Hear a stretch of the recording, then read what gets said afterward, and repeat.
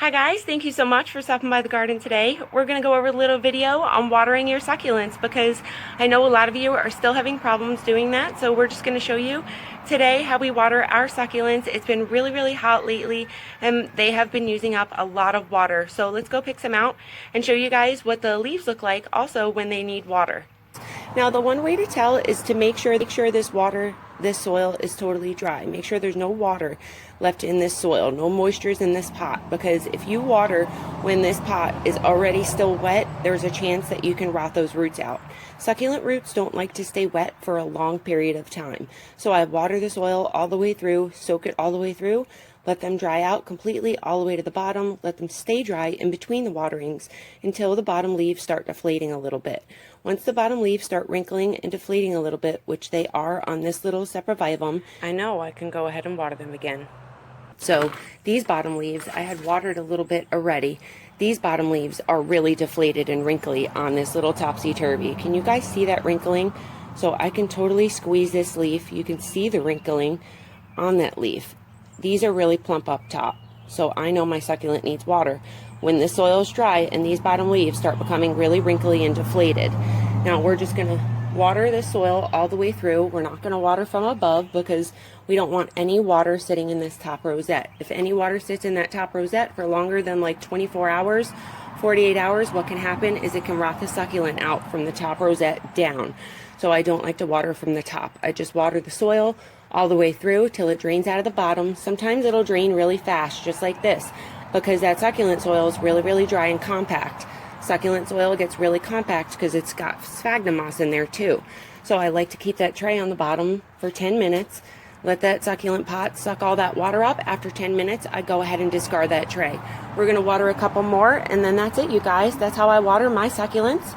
And I like to water early in the morning just to let the soil dry out completely. And I make sure I water when it's not really that sunny out. The sun's not really that strong right now because it's really early. It's like 8 o'clock in the morning. So I'd like to, water my succulents when it's this early. So if there is any water on the leaves that get on the leaves or in the middle, it has a chance to dry out before that sun has a chance to burn the leaves. Thank you so much for watching, you guys. These are good to go. If you guys need any help at all on watering, just let me know. I'm always here for you, and I'd love to help you in any way I can. Feel your pots when they're wet. Feel them when they're really dry, and then you'll get the hang of them when they need water. You'll start being able to tell by their bottom leaves. These leaves are really plump up top here, but then they're really wrinkly right here. See that? This I let go quite a bit so I can show you guys what they look like when they really need water. I should have watered this a few days ago because I can tell these are really plump up top, but these aren't on the bottom. So this needed water like about 3-4 days ago, and I let it go so I can show you guys that wrinkling on the leaves.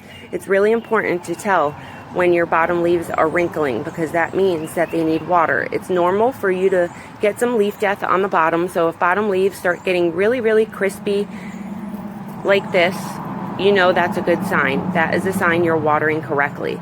Bottom leaf death is normal on succulents. It's something that happens on all plants.